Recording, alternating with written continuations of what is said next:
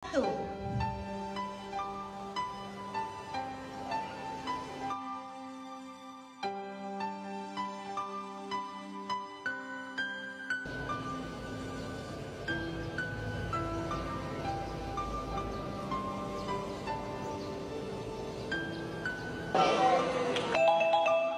Okey, tamatlah sudah bacaan 10 minit kita.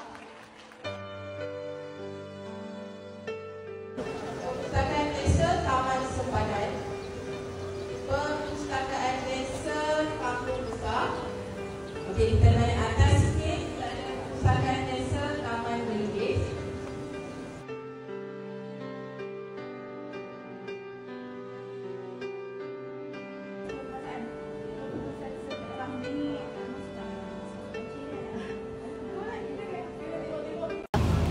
Assalamualaikum warahmatullahi wabarakatuh. Salam sejahtera dan salam Malaysia Madani saya ucapkan buat semua.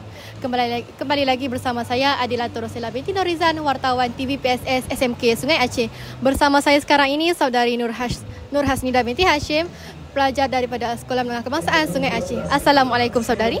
Waalaikumsalam saudari. Boleh saya tanya beberapa soalan? Boleh?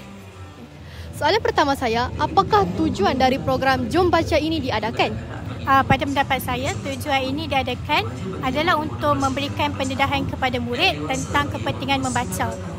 Dan ianya dapat meningkatkan pemahaman murid tentang tata bahasa, terutamanya bahasa Melayu yang merupakan bahasa rasmi kebangsaan kita. Jadi ianya amat penting dan tujuan ini saya rasa tujuan ini dapat dicapai apabila murid diberi masa selama 10 minit untuk membuat pembacaan.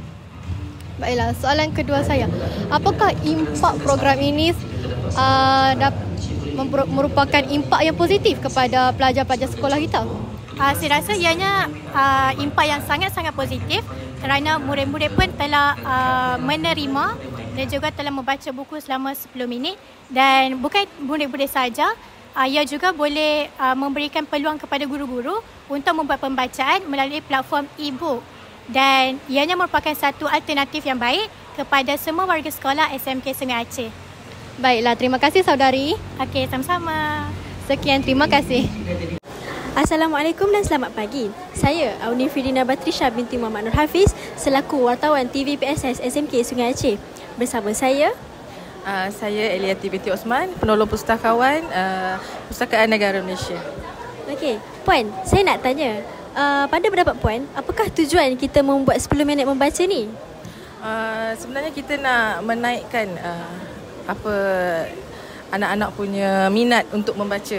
Kita bagi masa tu pendek je 10 minit. Tapi kita harap lepas ni anak-anak tu dapat menambah lagi lah masa untuk membaca tu. Bukan sekadar 10 minit. Ini cuma sekadar kita punya penaik semangat lah katanya. Menarik. Pada pendapat Puan pula, apakah impak yang Puan rasa akan terjadi pada murid-murid bila kita buat 10 minit membaca ni? Sekarang ni kita ada masalah dengan penggunaan gadget. Okey, gadget tu anak-anak dia lebih kepada main games. Dia lebih kepada social. So dengan 10 minit saja kita ambil masa dia orang untuk menambahkan minat untuk membaca tu. So kita haraplah supaya anak-anak ni selepas ini lebih berminat untuk membaca. Okay. Terima kasih kerana Puan sudi menjawab soalan-soalan saya. Terima kasih Puan. Sekian, terima kasih.